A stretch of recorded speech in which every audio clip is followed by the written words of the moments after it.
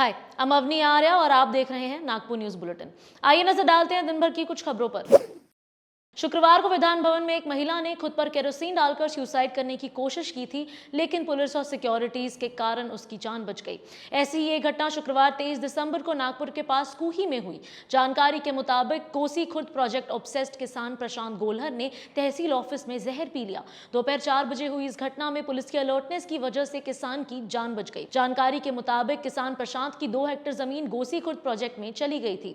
दूसरी जगह जमीन मिले इसके लिए उसने तहसील ऑफिस में और एसडीओ में कई बार फॉर्म सबमिट किया था, लेकिन इस पर एडमिनिस्ट्रेशन ने किसी भी तरह का कोई भी रिस्पांस नहीं दिया। शुक्रवार को कूही तहसील ऑफिस में कोसी खुर्द प्रोजेक्ट ऑब्सेस्ड लोगों को जमीन डिस्ट्रीब्यूशन का प्रोग्राम चल रहा था, लेकिन लिस्ट में प्रशांत का नाम नहीं होने से उसने तहसीलदार से बात की, लेकिन उनसे किसी भी तरह का कोई भी सेटिस्फैक्टरी जवाब नहीं मिलने से वो गुस्सा हो गया। इसके बाद उसने गुस्सा जताते हुए कहा कि अगर जमीन नहीं मिली तो मैं जहर पी लूंगा। इसके बाद उसने गुस्से में आकर फर्स्ट फ्लोर पर जाकर इंसेक्टिसाइड पी लिया। इस दौरान वहां पर मौजूद पुलिस ने उसे तुरंत हॉस्पिटल में एडमिट किया।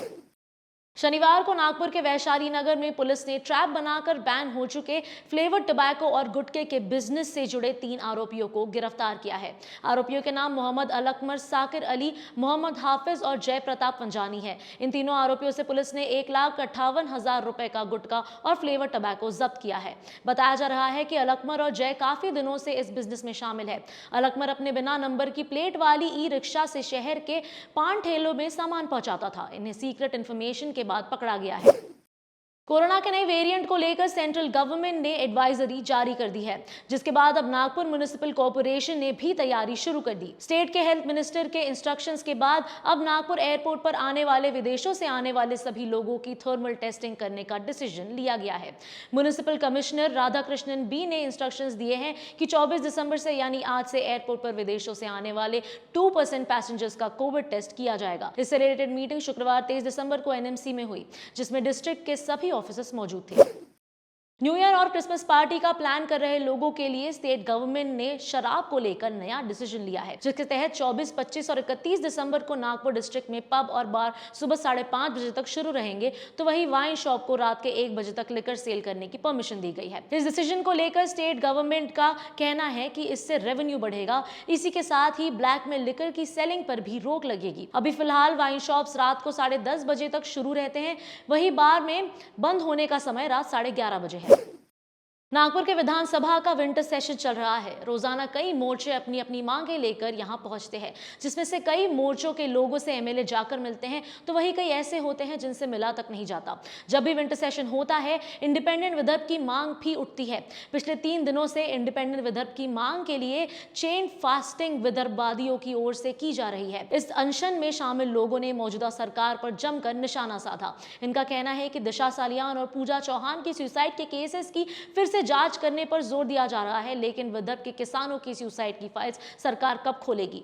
इस दौरान पार्टी के central vice president Mukesh Masurkar ने कहा कि इलेक्ट्रिसिटी के रेट कम करने, किसानों को पूरे समय इलेक्ट्रिसिटी देने, विदर्भ की गवर्न लैंड के पट्टे किसानों को देने और अनाज पर जीएसटी को रद्द करने के लिए अनशन कर रहे हैं। इस दौरान इन लोगों ने इंडिपेंडेंट विदर्भ देने की भी मांग की।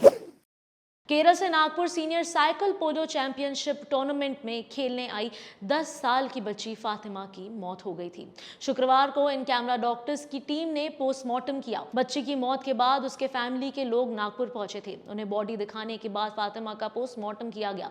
आरोप लगाए जा रहे थे कि श्री कृष्ण हॉस्पिटल की लापरवाही के कारण बच्ची की जान गई है, क्योंकि इंजेक्शन के बाद ही उसकी तबीयत ज्यादा खराब हुई थी। इसलिए पुलिस ने इलाज में यूज होने वाले इंजेक्शन, सिरिंज और दूसरे सामान को जब्त किया है। इसके साथ ही डॉक्टर्स के बयान भी लिए गए हैं। बताया जा रहा है कि इस मामले में पुलिस ने इंडियन मेडिकल एसोसिएशन की भी हेल्प ली है। मेडिकल बोर्ड को भी इन्वेस्टिगेशन करने के लिए कहा गया है। पुलिस ने इस मामले में फातिमा के कोच, उसके पिता और उसके साथी खिलाड़ियों के भी बयान लिए हैं। पोस्टमार्टम करने के बाद फातिमा की बॉडी को फैमिली को दे दिया गया और वो कल रात को ही केरल चले गए। महाराष्ट्र की पॉलिटिक्स में अपने भाषणों से वाहवाही बटोरने वाले राष्ट्रवादी कांग्रेस पार्टी के एमएलए अमोल मिटकरी ने किसानों के मुद्दे पर शिंदे और फडणवीस की सरकार पर जमकर निशाना साधा। उन्होंने शुक्रवार 23 दिसंबर को बाहर मीडिया से बात करते हुए कहा कि नागपुर के विंटर सेशन के लिए 100 करोड़ रुपए से ज्यादा खर्च किया गया है, लेकिन इसका कोई फायदा नहीं हो रहा है। यहाँ एमएलए सिर्फ 5 स्टार होटल में मौज मस्ती करने और संतरा बर्फी खाने आते हैं। उन्होंने कहा कि ऑपोजिशन पार्टीज के एमएलए को बोलने नहीं दिया जा रहा है, इसलिए मैंने मांगे की थी कि यहाँ 500 से 700 करोड़ रुपए खर्च करने की बजाय ये पैसा विदर्भ के किसानों को दिया जाए। उन्होंने ये भी कहा कि एक किसान को खेत की हालत देखकर हार्ट अटैक आ गया। मिटकरी ने यह भी आरोप लगाया कि ये सरकार अडानी, अंबानी और ठेकेदारों की जेबें भरने के लिए है।